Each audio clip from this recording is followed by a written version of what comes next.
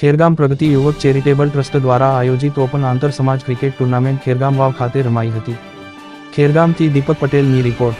નમસ્કાર, આપ સૌનું DN24 ન્યૂઝ ગુજરાતીમાં સ્વાગત છે।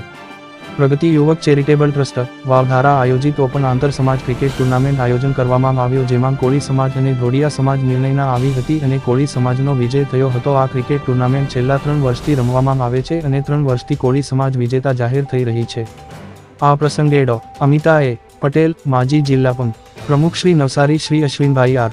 પટેલ, ભાજપ જિલ્લા મહામંત્રી શ્રી S.U. પટેલ, માજી નવસારી જિલ્લા સભ્ય શ્રી સમરોલી, શ્રી સંજય પટેલ, ભાજપ બક્ષીપંચ મોરચા નવસારી જિલ્લા ઉપપ્રમુખ શ્રી પૂર્વેશભાઈ ખાંડાવાલા અને ન્યાય અધ્યક્ષ ખેરગામ તાલુકા પ્રમુખ શ્રી રાજુભાઈ પટેલ, ખેરગામ તા પ્રમુખ શ્રી ચુનીભાઈ પટેલ, ખેરગામ ભાજપ પ્રમુખ શ્રી લિતેશ ગાવિત, ભાજપ મહામંત્રી ખેરગામ શ્રી શૈલેષ ટેલર, ભાજપ મહામંત્રી ખેરગામ શ્રી ચેતન પટેલ, યુવા ભાજપ પ્રમુખ શ્રી દિનેશભાઈ પટેલ, બક્ષીપંચ મોરચા Shri Kishorbhai APMC chairman Chikhli Khergam Shri Jivanbhai N.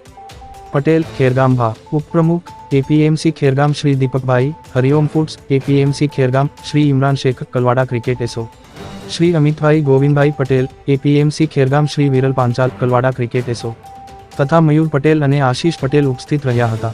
દરેક વિડીયોની નોટિફિકેશન માટે અમારી ચેનલને લાઇક, શેર અને સબસ્ક્રાઇબ કરો। આશીષભાઈ આંતર સમાજ ઓપન આંતર સમાજ ટુર્નામેન્ટનું આયોજન જે કરેલું હતું એ ખૂબ જ સરસ આયોજન હતું। એમનું ગ્રાઉન્ડ પણ ખૂબ સરસ છે અને આયોજન બી એકદમ સરસ છે।